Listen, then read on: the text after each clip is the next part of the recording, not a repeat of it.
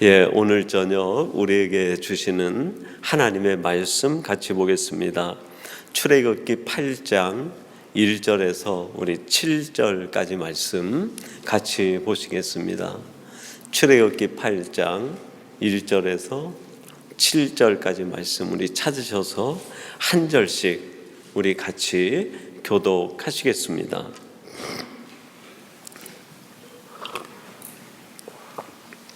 제가 1절 먼저 봉독하겠습니다. 여호와께서 모세에게 이르시되 너는 바로에게 가서 그에게 이르기를 여호와의 말씀에 내 백성을 보내라. 그들이 나를 섬길 것이니라.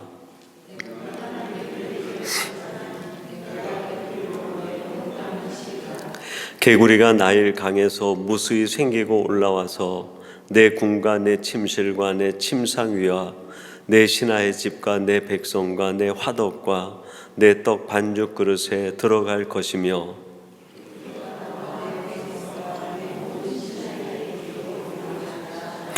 여호와께서 모세에게 이르시되 아론에게 명령하기를 내 지팡이를 잡고 내 말을 강들과 운하들과 뭇 위에 펴서 개구리들이 애굽 온 땅에 올라오게 하라 할지니라.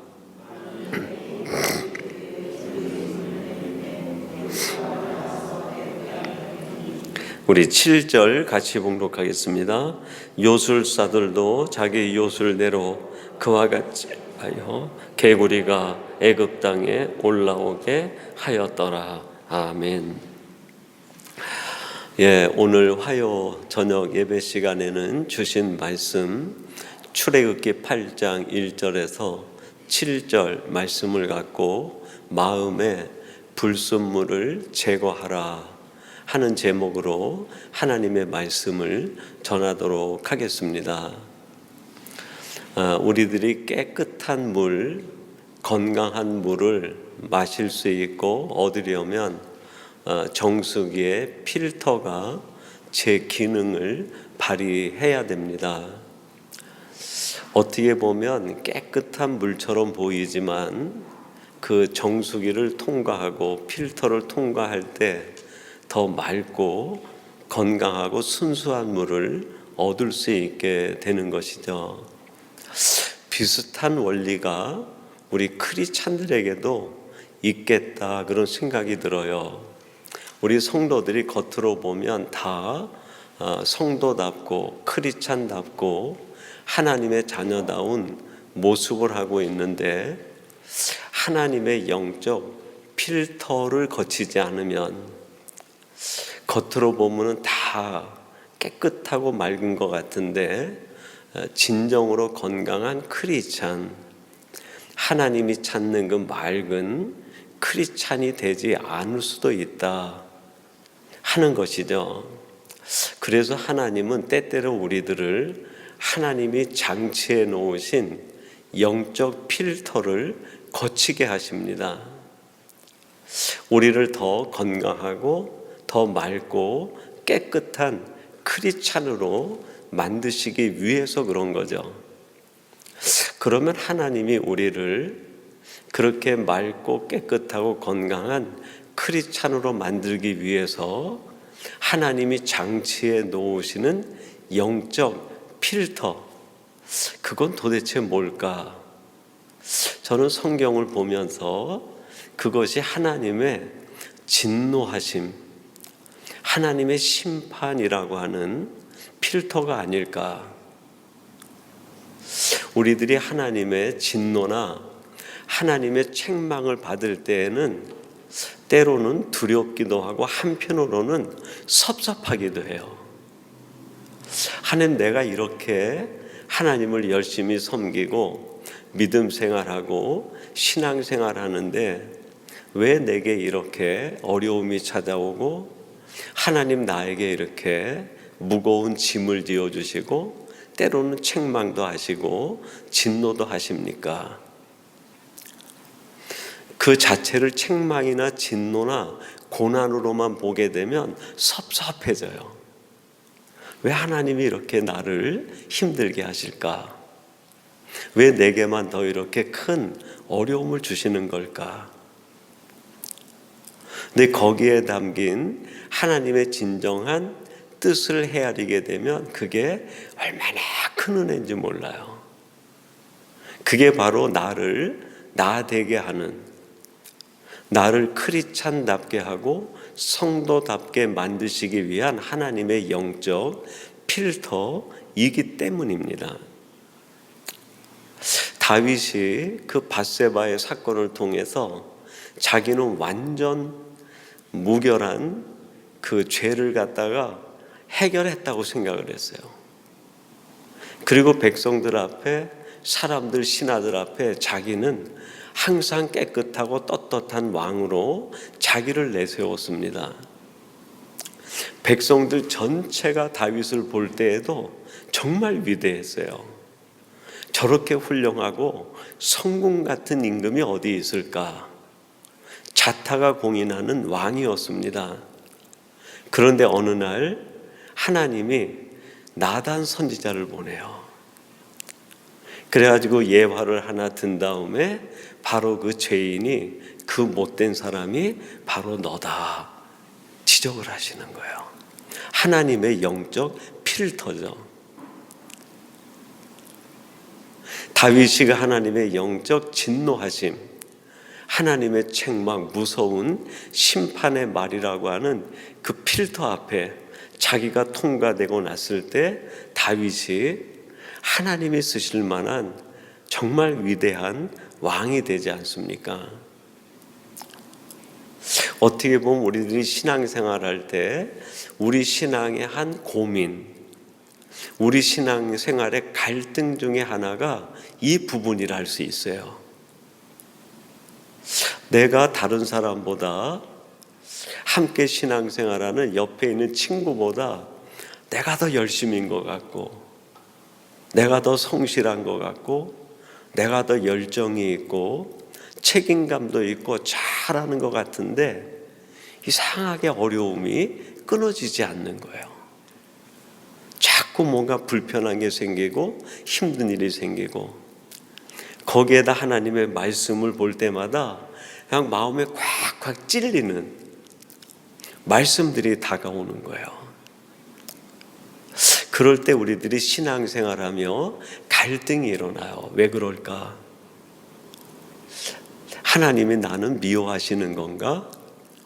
내가 신앙생활을 이렇게 열심히 긍정적으로 적극적으로 하는데 왜 자꾸 이런 일이 생기지? 마음이 힘들어져요.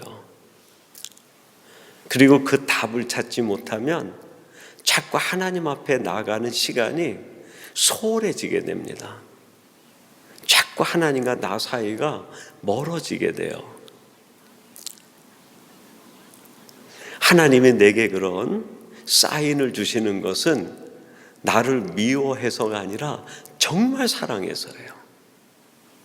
내가 너를 꼭 쓰고 싶은데 내 마음에 그 몇 가지 불순물이 걸러지지 않고 있다는, 이게 그냥 싹 걷어지고 나면 내가 너를 마음껏 쓸 수 있겠는데 왜 이게 싹 걷어지지 않니? 오히려 걷어질 게 많은 사람들은 하나님이 그런 일도 주지 않아요. 걸러지지 않을 걸 알기 때문에. 근데 요거 하나만 딱 걸러지면 하나님이 마음껏 쓸 수 있는 그 사람들에게 하나님이 더 압박을 가하시는 거예요. 지금 하나님이 그 애굽 온 땅에 그 몇 가지 이제 기적을 통해 애굽 백성들에게 하나님의 무서운 계획과 뜻을 보여줍니다. 그게 애굽 백성들에겐 하나님이 하시는 재앙이나 진노나 심판으로 느껴지는 거예요. 하나님의 뜻을 알지 못하니까 지금 이루어지는 모든 것들이 하나님의 재앙이요 심판으로만 느껴지는 거예요. 근데 그걸 아니라는 것을 아는 사람들이 있었어요. 누구였을까요? 모세와 아론이에요.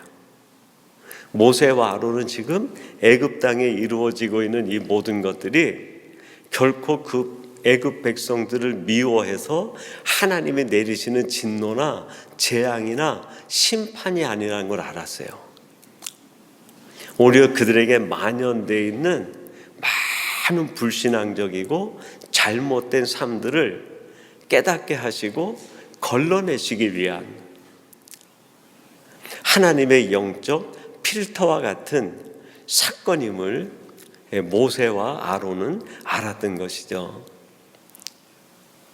여러분, 신앙의 비밀은 이게 신앙의 비밀 아닐까요? 신앙의 신비, 신앙의 비밀은 막 우리가 알지 못하는 세상이 어떻게 되고 마지막 종말의 때는 언제 일어나고 저 다미 선교회나 그 사람들이 얘기하는 것처럼 그거를 아는 게 신비가 아니라 지금 하나님이 나를 어떻게 핸들링하고 있는지, 하나님이 나를 쓰시기 위해서 어떤 영적 필터를 나에게 지금 자꾸 적용시키고 작동시키는지, 그걸 깨닫고 그걸 통과하면서 내가 조금씩 맑아지는 거예요. 신앙인의 행복은 거기에 있는 거죠. 신앙인의 설레임과 기쁨은 내가 조금씩 맑아지고 깨끗해지고 하나님의 사람답게 건강해지는 데 있는 거예요. 그게 신앙인의 최고의 기쁨이죠. 그런데 지금 이 애굽 바로 함께하는 사람들은 그 하나님의 영적 필터를 통과하지 못하는 거예요. 다 그 앞에서 물러가고 그 하나님이 주시는 영적 필터 앞에서 자기의 마음의 불순물을 걷어내지 못하는 거예요. 이런 의미에서 세상에는 두 종류의 사람이 있다라고 할 수 있어요. 하나님이 지금 작동하고 계시는 영적 필터 앞에서 자기를 통과시켜 마음과 생각과 그의 삶이 더 맑아지고 깨끗해져가는 사람이 있는가 하면, 그 영적 필터를 이해하지 못하고 그 앞에서 더 옛 생각, 옛 마음을 가지고 오히려 하나님을 대항하여 살아가는 사람들이 있겠다. 여러분, 우리들은 어떤 사람이 돼야 될까요? 우리는 하나님이 제공하시는 영적 필터 앞에 하나님을 대항하는 사람이 아니라 그 속에서 우리가 조금씩 맑아지고 깨끗해지고 건강해지는 하나님의 사람들이 돼야 되겠다. 그러면 이렇게 하나님이 하시는 영적 필터 앞에서 우리가 제거해야 되는 마음의 불순물은 도대체 무엇일까? 아마 수도 없이 많을 것 같아요. 근데 성경을 통해서 우리가 대표적으로 이해한다고 하면 한 3가지를 이야기할 수 있지 않겠는가? 첫째는 탐욕이에요. 탐심. 오늘 본문 1절에 보니까 이렇게 말씀합니다. 여호와께서 모세에게 이르시되 너는 바로에게 가서 그에게 이르기를 여호와의 말씀에 내 백성을 보내라. 그들이 나를 섬길 것이니라. 하나님께서 지금 모세와 아론을 바로에게 보내서 하나님의 말씀을 전하게 합니다.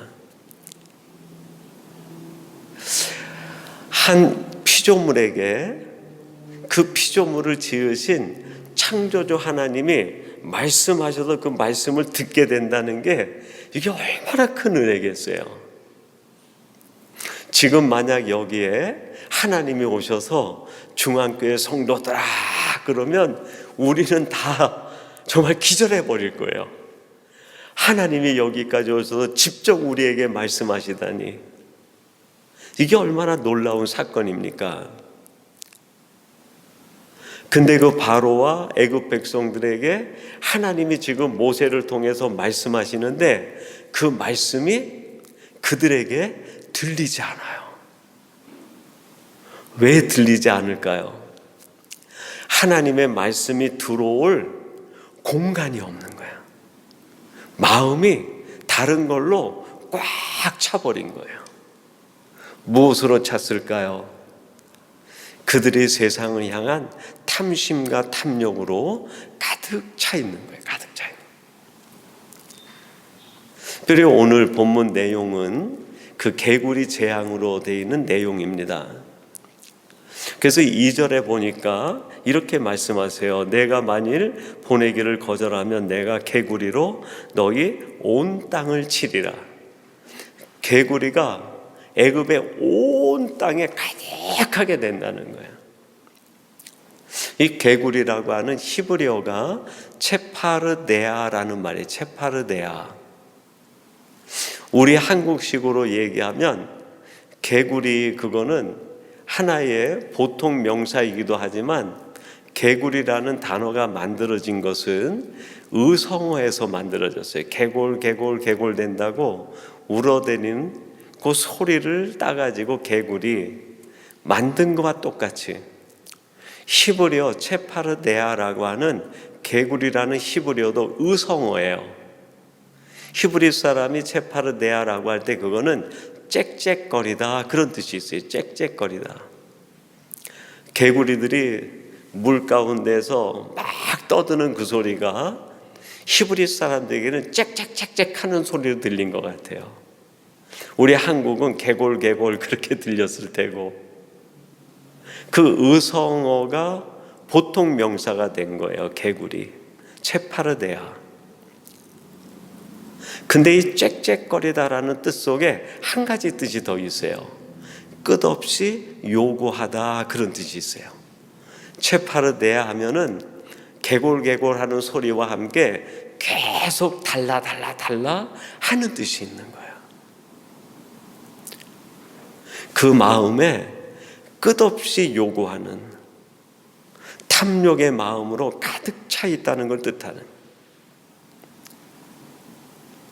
그들은 몰랐는데 아론이 가서 나일강에 지팡이를 대고 하나님이 하신 말씀을 전하니까 그 속에 숨어져 있었던 개구리들이 온 땅에 다 올라온 거예요. 겉으로는 아닌 것 같은데 그들 내면 깊은 곳에 달라 하는 탐욕이 가득 차 있었던 거예요. 여러분, 이들만 그랬을까요? 하나님이 지금 기적 같은 일을 베풀어서 우리 속에 있는 것들이 다 형상으로 나타나게 된다고 하면 우리 내면에 있는 게 얼마나 추한지 아마 하나님 앞에 부끄러워서 얼굴도 들지 못할 거예요. 그게 강물 속에 다 물속에 감춰져 있으니까 보이지 않았는데 그게 다 나오라고 얘기하니까 얼마나 추한지. 여러분, 우리는 어떻습니까? 내 속은 하나님이 다 나와라 그럴 때 내 속에 있는 것이 다 나와도 하나님이 볼 때 부끄러움이 없는 사람인지, 아니면 수치로운 것들이 다 드러날 사람인지.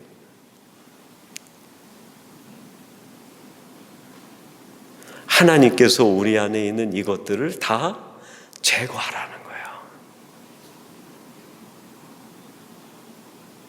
우리들이 살아가면서 가장 삶의 시험의 올무에 빠지는 것은 이 욕심 때문이라고 그래요.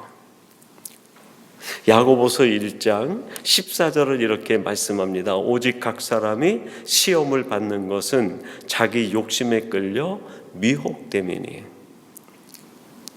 우리 속에 꽉 차 있는 욕심이 결국 나를 시험에 빠지게 하고 올무에 빠지게 하고 무너지게 한다는 거예요. 그리고 이것이 꽉 차 있으면 하나님이 내게 주시는 말씀이 들어올 공간이 없어요.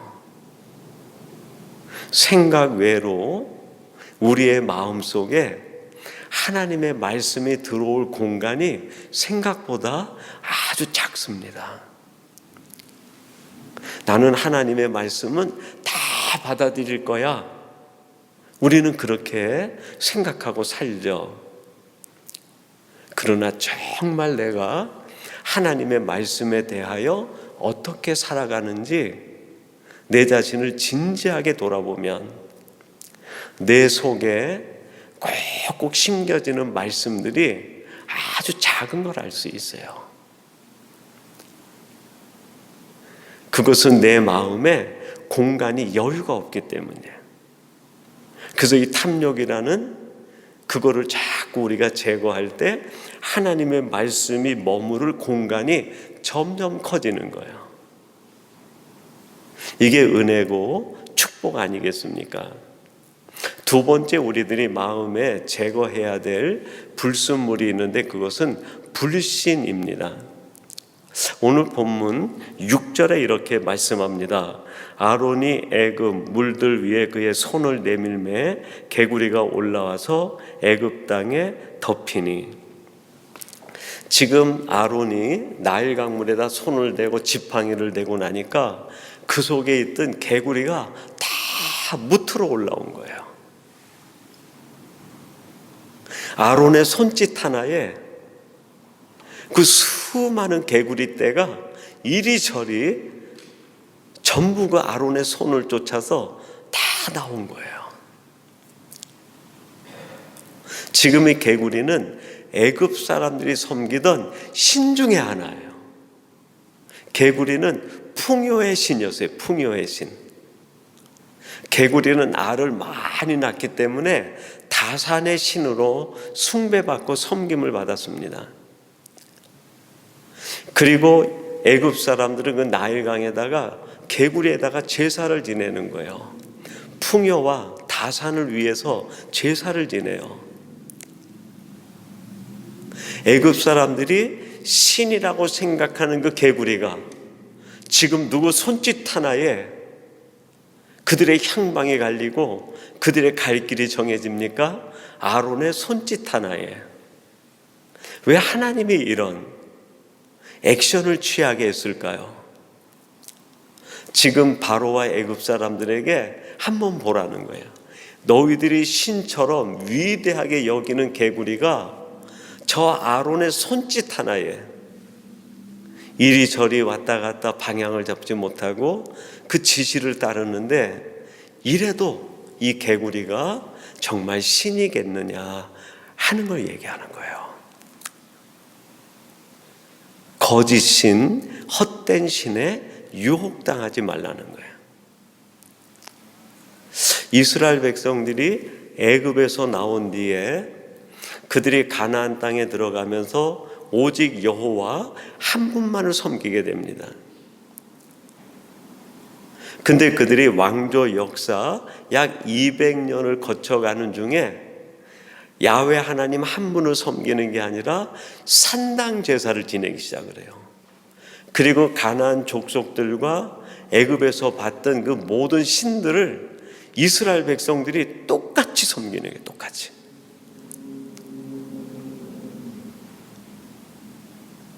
결국 북이스라엘은 721년에 아수르에 의해 멸망을 당하고 남쪽 유다는 587년에 완전히 바벨론에 의해 무너지고 말아요. 이 유다 나라가 무너질 때 하나님이 예레미야 선지자를 통해서 이스라엘 백성들에게 이런 말씀을 들려줍니다. 예레미야 2장 28절인데 이렇게 말씀하세요. 너를 위하여 내가 만든 내 신들이 어디 있느냐? 그들이 내가 환난을 당할 때에 구원할 수 있으면 일어날 것이니라. 유다여 너의 신들이 너의 성읍 수와 같도다.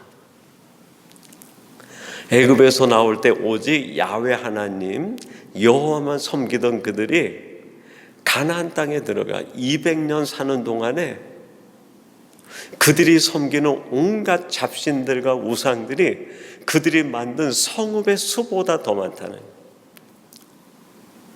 지금 나라가 무너지고 있는데 너희들이 만든 그 신이 도울 수 있는지 한번 보라. 너희들이 그렇게 믿고 의지하는 그 신들에게 기도해 보아라.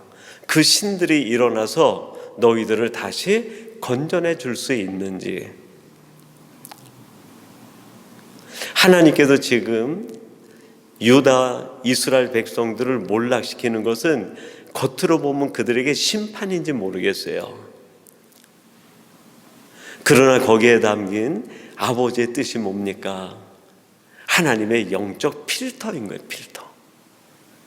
너희들 마음에 수없이 많은 거짓된 신들이 가득했는데 그 신들이 다, 거짓된 신과 불신들이 다 사라져야 되는 것이 아니냐. 이스라엘 백성들이 이렇게 바벨론 포로기를 거치면서 70년 동안 마음의 불순물들이 하나씩 하나씩 제거되기 시작을 해요. 여러분, 우리 마음의 불순물이 그렇게 쉽게 제거되지 않아요. 70년이 걸려서 마음이 선하게 바뀐 그들이 다시 예루살렘으로 돌아오게 됩니다. 바벨론 70년 동안에 그들의 포로 생활은 하나님의 영적 필터 기간이었어요. 물이 그 정수기에서 맑은 물로 빠져나오려면 보통 몇 초, 1분, 시간 정도 걸리는 그 시간이, 물은 그래도 빨리 정화가 돼요. 근데 우리의 마음이 쉽게 정화되지 않아요. 그만큼 우리들이 얼마나 고집스러운지, 그만큼 우리들이 얼마나 변화되기 어려운지. 하나님이 이스라엘 백성들을 정화시키는데 70년이 걸리는 거예요. 그 바벨론 포로기라고 하는 그 시간을 통해 이스라엘 백성들이 장차 예수님을 맞이할 수 있는 사람의 모습으로 조금씩 바뀌어가는 거예요. 여러분 어떻습니까? 우리 안엔 정말 오직 하나님만 살아계시는지, 아니면 내가 의미를 부여하고 있는 수많은 비교하는 하나님 아닌 다른 것들을 바라보고 살아가고 있는 것은 아닌지. 내가 겪는 때로는 긴 아픔의 시간은 어떻게 보면 이거를 제거하라고 하시는 하나님의 시간일 수 있어요. 우리를 고통과 고난 속에, 진노와 심판 속에 놓고자 함이 뜻이 아니라 우리의 마음이 그렇게 정도 해야 정화가 될 수 있으니까 그 시간을 보내게 하시는 것이 아닌가. 호세아서 11장 1절에 이렇게 말씀합니다. 이스라엘이 어렸을 때에 내가 사랑하여 내 아들을 애굽에서 불러냈거든. 여기 하나님이 말하는 이스라엘이 어렸을 때에 하는 말은 출애굽을 얘기하는 거예요. 그들이 처음 하나님의 선민으로 출애굽될 때 하나님이 그들을 너무나 사랑해서 애굽에서 다 끌어냈다는 거예요. 하나님이 한번 마음의 불순물을 제거하고 끌어냈음에도 불구하고 하나님이 주신 가나안 땅에서 200년을 사는 동안에 또 애굽에서 살 때와 똑같이 온갖 그 우상과 거짓 신들이 가득 차 있는 거예요. 이제는 이것을 정화해야 되지 않겠니? 여러분, 우리들이 지혜 있는 크리스찬이 되기 위해선 내 내면을 들여볼 줄 알아야 돼요. 내 자신 스스로가 내 내면을 들여보면서 내가 내려놔야 될 하나님 오직 한 분만을 의지하지 않는 다른 것들, 도대체 그것들이 있을까 찾아내는 거죠.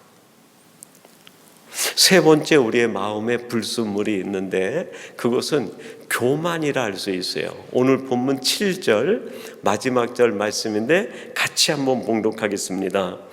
요술사들도 자기 요술대로 그와 같이 행하여 개구리가 애굽 땅에 올라오게 하였더라. 지금 모세와 아론이 나일강에 지팡이를 대고 해서 온갖 개구리들이 올라오니까 그걸 누가 따라합니까? 바로의 요술사들이 그걸 따라하는 거예요. 바로의 요술사들이 그거를 따라할 수 있다는 것은 어떻게 보면 우리 평범한 사람들보다는 뛰어난 재주, 뛰어난 능력을 가진 사람들이라 할 수 있어요. 근데 여러분, 이게 사람에게 독이 되는 거예요. 내가 가지고 있는, 어떻게 보면 하나님이 원하지 않는 잘못된 능력과 재주는 나뿐 아니라 다른 사람에게도 피해를 줄 수 있는 독이 될 수 있어요. 이렇게 생각해 보면 어떨까요?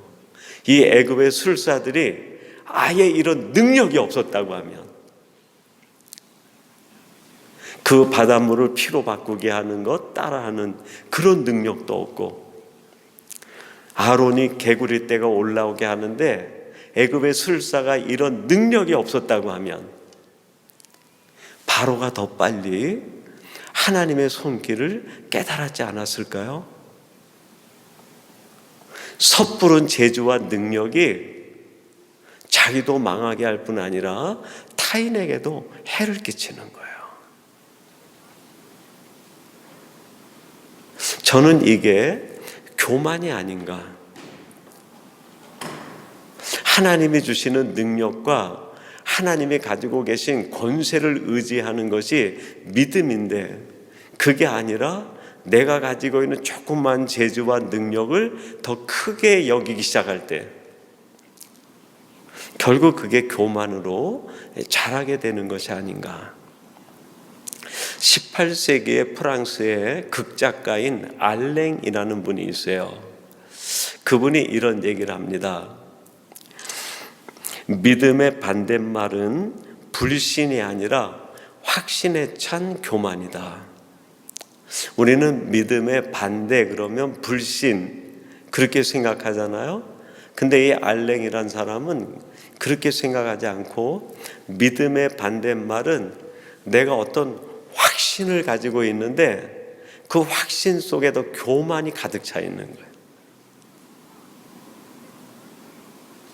하나님의 말씀이 옳다는 걸 믿는 게 믿음인데, 그게 아니라 내가 생각한 어떤 그것이 더 옳다라고 확신했을 때 이게 무서운 교만이 되고, 하나님에 대한 믿음이 아니라 극도의 불신이 된다는 거예요. 불신의 반대는 믿지 않는 것. 어떻게 보면 문자적으로는 그렇게 이해해 볼 수 있겠어요. 그러나 신앙적으로 볼 때에는 불신의 반대는 교만에 확신이 더해가는 거예요. 그게 우리의 신앙을 병들게 만드는 거죠. 하나님이 가장 미워하시는 것 중에 하나가 교만이에요. 야고보서 4장 6절에 이렇게 말씀합니다. 하나님이 교만한 자를 물리치시고 겸손한 자에게 은혜를 주신다 하였느니라. 하나님은 교만한 자를 너무 미워하시는 거예요. 제가 오래전에 그 브라질 상파울로에 그 브라질 노회에 새로운 일이 있어서 한번 가게 됐습니다. 근데 상파울로에 가게 되니까 한인들이 의외로 많이 살아요.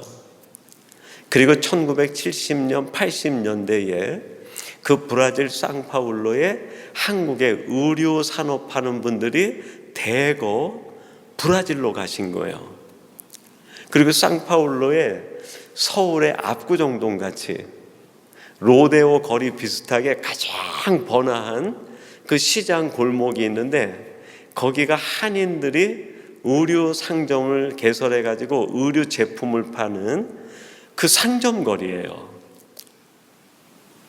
어떻게 보면 서울의 광장시장, 동대문시장 비슷한 의류 전문 매장들이 거기에 쫙 있는데 1층은 전부 그 쇼룸이에요, 쇼룸. 그리고 2층, 3층으로 가면 이제 거기서 제품을 만들어요. 근데 그 옷들이 주로 이제 아프리카나 유럽 쪽으로 수출되는 옷들이라 얼마나 화려한지 모르겠어요. 그 예쁜 드레스에 막 보석 같은 것들이 쫙 박혀 있는데 그 옷이 정말 막 환상적이에요. 근데 그 쇼룸마다 한 두세 정도의 마네킹들이 그 옷을 입고 있는 거예요. 그 거리를 지나가는데 얼마나 화려하고 멋있든지 그 옷의 자태를 뽐내는 모습이 너무 멋진 거예요. 한참 지나가는데 한 진열장에 그 옷을 벗겨놓고 낯선 옷을 입히기 위해서 준비하고 있는 마네킹이 있었어요. 그 마네킹을 보는 순간에 제가 충격을 받았어요. 옷으로 입혀놨을 때는 그렇게 아름답고 예뻤는데 마네킹은 이게 팔이 제대로 맞지도 않아가지고 나사를 갖다가 해가지고 못으로 받기도 하고 해가지고 막 마네킹 자체는 그냥 흉물이에요, 흉물. 근데 거기에다 옷을 입혀놓은 거예요. 그걸 다 구경하고 난 뒤에 제 마음에 그런 생각이 들었어요. 저 마네킹은 아무 보잘것도 없는데 주인이 거기에 주인이 만든 예쁜 옷을 입혀 주어 가지고 그 예쁜 자태를 뽐내고 있을 뿐인데 혹시 마네킹이 착각하고 있는 것은 아닌가? 내가 이렇게 멋있는 존재라고. 여러분, 하나님이 아무 볼품없는 다 망가진 우리들, 아무도 쓰지 않는 우리들을 거두어 가지고 이리저리 맞춰서 우리에게 예수 그리스도로 깨끗하게 속죄받은 세마포옷을 입혀주신 거예요. 내 속은 아무것도 아니고 내 인생의 주인 되시는 하나님의 나를 아름답게 갖고 놓으신 거예요. 내 능력이 아니라 하나님이 우리를 아름답게 만들어 주신 거예요. 근데 혹시 우리가 하나님이 입혀주신 겉모습만 보고 교만하고 있는 것은 아닌가? 제 자신을 볼 때도 그런 것 같아요. 하나님이 얼마나 그냥 그대로 두면 쓸 수가 없어서 33살 때 완전히 식물인간으로 만들었다가 이렇게 저렇게 다시 고쳐가지고 목사라고 하는 옷을 입혀주셨는데 내가 혹시 목사라는 것 가지고 교만하고 자랑한다고 하면 이게 얼마나 어리석은 걸까? 내 속은 아무것도 아닌데 하나님이 입혀주신 그 직분이 거룩하고 하나님이 쓰시는 그것이 위대할 뿐인데 그걸 깨닫지 못하고 내 스스로가 교만하고 높다라고 생각하면 이게 얼마나 하나님 보실 때 어리석은 모습인가. 여러분, 지금 애굽의 왕 하나님이 볼 때 너무 추한 사람이에요. 애굽의 모든 백성들이 볼 때는 위대한 왕이고 왕관을 쓰고 번쩍번쩍거리는 금으로 옷을 입고 있으니까 위대하게 보이는지 모르겠어요. 혹시 바로가 착각해서 자기가 위대하다고 생각할 수 있을지 모르겠어요. 그러나 그 속 바로라는 개인을 볼 땐 얼마나 추한 존재입니까? 그런 자신이 의롭다고 생각하고 확신까지 더할 때 이게 얼마나 무서운 교만이고 하나님이 볼 때 얼마나 무서운 죄입니까? 오늘 하나님이 개구리 재앙의 전편의 말씀을 통해서 우리에게 주시는 메시지는 마음의 불순물을 제거했으면 좋겠다 하는 메시지예요. 그래야 우리가 조금 더 건강하게 맑고 깨끗한 사람이 돼서 하나님 앞에 쓰임받을 수 있는 거죠. 그렇게 만드시기 위해서 우리에게 적용하시는 하나님의 영적 필터가 있어요. 그게 어떤 사람에게는 책망으로, 어떤 사람에게는 무서운 진노로, 또 어떤 사람에게는 고난으로 여러 방법으로 찾아올 수 있어요. 왜 이런 게 내게 왔느냐, 그렇게 할 것이 아니라 오히려 그거를 통과하면서 우리가 조금 더 맑아지고 깨끗해지고 건강해지면 하나님이 그때 우리를 마음껏 사용할 만한 사람이 되지 않겠습니까? 오늘 예배하는 저와 여러분이 이러한 하나님의 영적 필터를 통해 걸름을 받는 우리 마음의 불순물이 제거된 사람들이 되기를 주님의 이름으로 축원합니다. 우리 같이 기도하겠습니다.